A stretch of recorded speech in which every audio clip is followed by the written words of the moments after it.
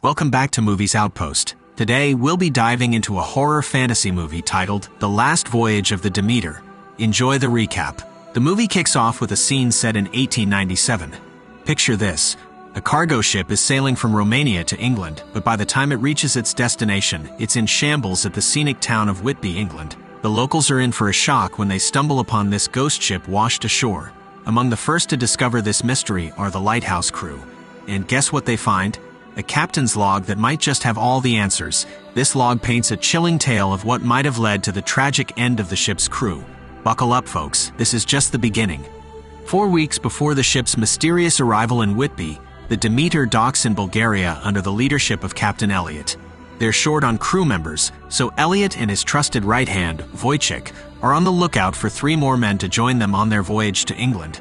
They approach a doctor named Clemens, who once studied at Cambridge, but Wojciech prefers 3 other men over Clemens. Undeterred, Clemens decides to follow them. The workers hired to load the cargo onto the ship tell Olgarin that they refuse to assist any further, and leave abruptly.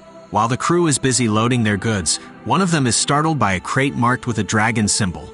Elliot's young grandson, Toby, is playing underneath, and the sudden fear of the cart causes him to lose his hold. Thankfully, Clemens acts swiftly, pulling Toby to safety. The crew member, believing the dragon symbol to be in bad omen, departs immediately. Grateful for Clemens' timely intervention, Captain Elliot invites him to join the crew. Without delay, the Demeter embarks on its journey across the vast ocean.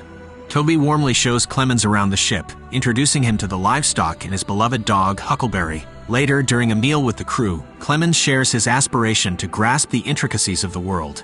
It's here that we meet crew members Abrams, Petrovsky, Larson, and Joseph. However, tranquility is short-lived. The crate marked with the dragon symbol becomes unstable. The livestock on board sense something amiss and start to panic. Drawn to the commotion, Clemens heads to the cargo hold and discovers a toppled crate with soil spilling out. Emerging from the mess is a young woman named Anna, gasping for air. With his medical background, Clemens rushes her to safety. While some crew members suggest throwing her overboard, Captain Elliot and Clemens decide to administer a blood transfusion to save her life. Meanwhile, from within the dragon-marked crate, unsettling sounds of a creature can be heard. After attending to Anna, Clemens steps onto the deck where Olgarin confronts him, suggesting that Anna's presence is an ill omen. Olgarin then peers through his spyglass, spotting a sinister-looking creature that vanishes as quickly as it appeared. He warns Clemens that something unnatural is on board, and all is not as it seems. Soon after, we find Huckleberry downstairs. The dog barks fiercely at an unseen presence, but a fleeting shadow hints at something lurking. The scene transitions to Joseph entering the kitchen, where a foul odor leads him to a tragic discovery. Huckleberry has been brutally killed, and the rest of the livestock met a similar fate. The captain is immediately informed of the grim situation, and he demands the culprit to come forward. Petrovsky, though, is convinced that rescuing Anna has brought a bad omen upon the ship. While some speculate a mysterious disease might be responsible, Captain Elliot considers docking at the nearest port. Clemens, however, assures him that whatever happened isn't contagious. Tensions rise as Petrovsky continues to make disparaging remarks about Clemens and Anna. When Clemens tries to defend himself, Larson threatens him with a knife. Olgarin, sensing the palpable dread, declares that a potent evil force is present on the ship. The following day, the crew disposes of the tainted meat by throwing it overboard. Distraught, Toby retreats, tears streaming down his face. Clemens finds him and offers solace, reminiscing about how wonderful Huckleberry was. As they go about their ship duties, Olgarin confides in Clemens, revealing that he saw the face of the demon. He emphasizes this, noting that he's not one to believe in superstitions, unlike Clemens, who remains skeptical. We then hear the captain's voice, narrating from his journal. He writes about the ongoing blood transfusions for Anna and the dwindling food supplies. With 2 weeks still remaining in their voyage, the challenges are mounting. Toby later shares with Clemens that Anna has begun to speak a little, revealing her name. However, she's also plagued by terrifying nightmares. On a particularly silent night, Clemens, unable to sleep, encounters Joseph. Joseph shares his unease about the eerie quietness enveloping the ship.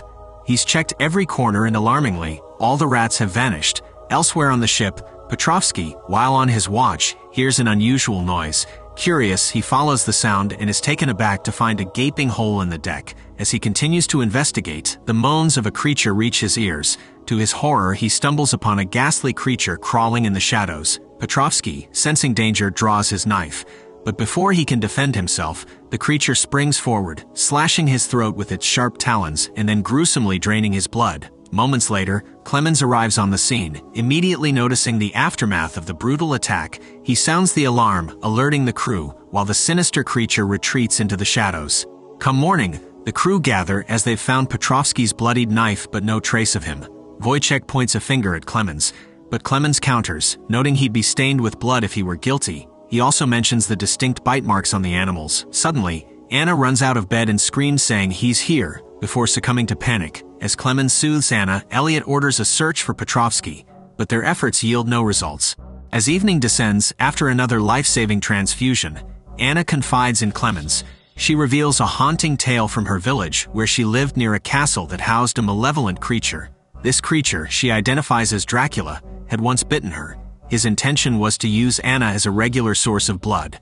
But Clemens' timely intervention, both in rescuing her from the cargo hold and the subsequent transfusions, has kept her from transforming into a vampire. Meanwhile, on the stormy deck, Larsen stands guard. The raging storm masks Dracula's movements, allowing him to stealthily approach Larsen. Just then, Olgarin hears a noise and rushes out, encountering Larsen, who claims to have heard something too. As Olgarin investigates with his knife, Dracula pounces on Larsen, violently knocking him out. In sheer terror, Olgarin scrambles up a mast to evade the menacing creature. But Dracula, mocking Olgarin's pleas, effortlessly pursues him. Suddenly, a violent tilt of the ship caused by the storm awakens the crew. They rush to stabilize the ship, wrestling with the steering wheel. They manage to right the ship's course, but in the aftermath, they realize some of their men are missing.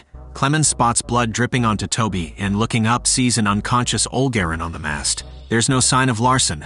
The crew hurriedly lowers Olgarin using ropes. Upon regaining consciousness, he's overcome with pain and terror, prompting the crew to restrain him to a table. As dawn breaks, Olgarin drifts into a deep slumber. Clemens, ever the caregiver, tends to his wounds. He observes the familiar bite marks, akin to those on the animals and Anna. Additionally, he's struck by the chilling coldness of Olgarin's body. Captain Elliot, sensing the gravity of the situation, mandates a constant two-man watch and orders a thorough search of the ship, yet their efforts yield no clues. As dusk approaches, a stirring emanates from the dragon-marked crate. Olgarin's eyes snap open, now eerily white. Concurrently, Toby hears unsettling noises. Venturing into the corridor, he's met with a shocking sight. Olgarin, free from his restraints, his eyes devoid of color. A chase ensues as Olgarin lunges at Toby, who, fueled by fear, dashes towards the captain's quarters. He manages to lock the door just in time, but the break is short-lived. Olgarin, in a frenzied state, begins to batter the door with his head, eventually breaking through. The commotion draws the attention of the crew, who quickly descend to confront the frenzied Olgarin. Inside the room, Toby's horror intensifies as he spots Dracula, who now reveals himself to the others through the shattered door. Without hesitation, Dracula lunges at Toby, thirstily drawing his blood.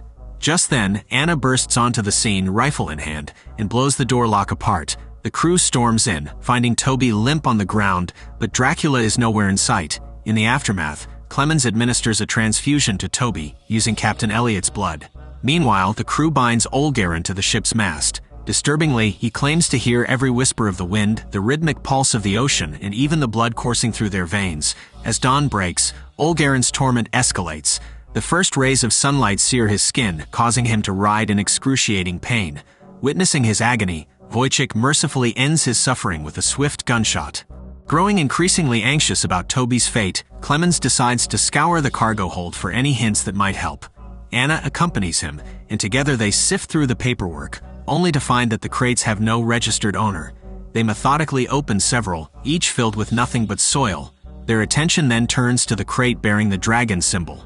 Traditional methods of opening it prove futile, but Anna, with her keen observation, discovers a concealed mechanism that unlocks it. Inside, amidst worm-infested dirt, lies an unusual cane. Anna recognizes it as Dracula's resting place. Elsewhere on the ship, Abram stands guard. But out of nowhere, Joseph blindsides him, rendering him unconscious. Seizing the opportunity, Joseph hastily boards a lifeboat, desperate to flee the cursed ship. As he rows further away, chilling whispers fill the air around him. Dracula, with his ability to fly, effortlessly descends onto the boat, launching a surprise attack on the fleeing Joseph. Suddenly, the ship's bell rings out, drawing the crew to the deck. What they find is a chilling sight: the lifeboat, returning on its own, stained with blood. The following dawn brings more sorrow.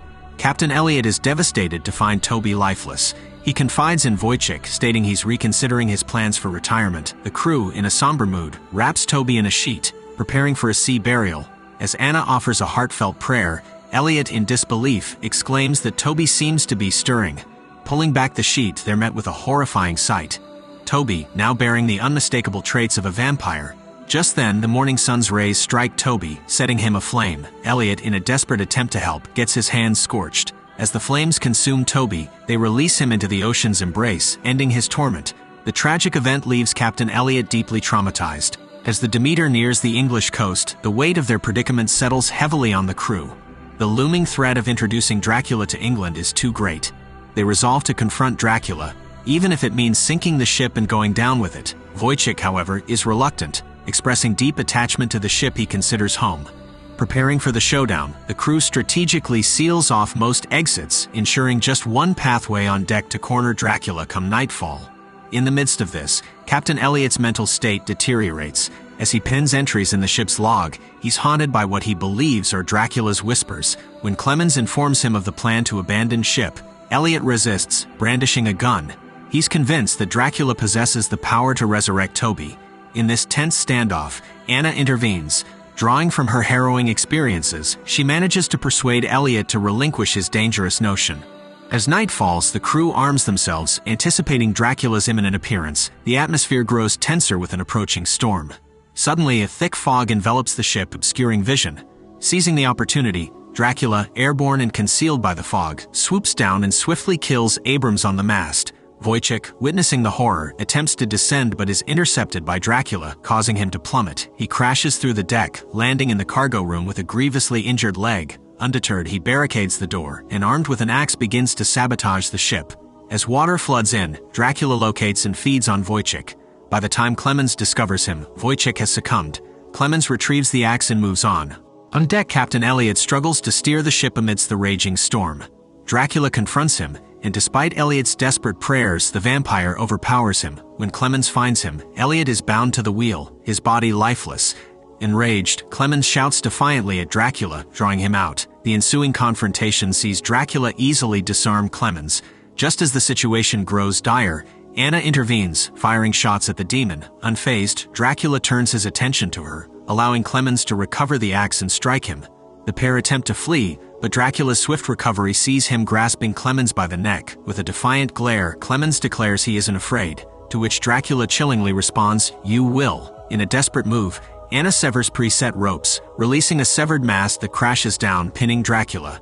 With the ship nearing its catastrophic end, Clemens and Anna leap into the turbulent waters, clinging to floating debris. The Demeter, battered and broken, meets its fate on the English shores. The lighthouse crew soon discovers the wrecked Demeter, but Dracula manages to escape unseen. By dawn, Clemens notices Anna's deteriorating condition, her vampiric transformation resuming.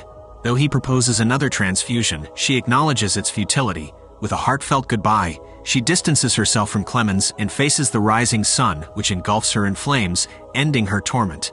In London, news spreads of the Demeter's ill-fated crew, all presumed dead. However, Clemens eventually makes his way to the city.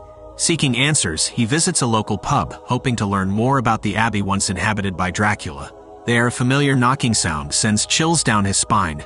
To his horror, he spots Dracula, now in human guise, clutching the distinctive cane from the ship's cargo hold. Determined, Clemens tails him outside, vowing to relentlessly pursue Dracula until he banishes the monster back to the depths of hell. Thanks for watching. Make sure to hit that subscribe button and I'll see you on the next one.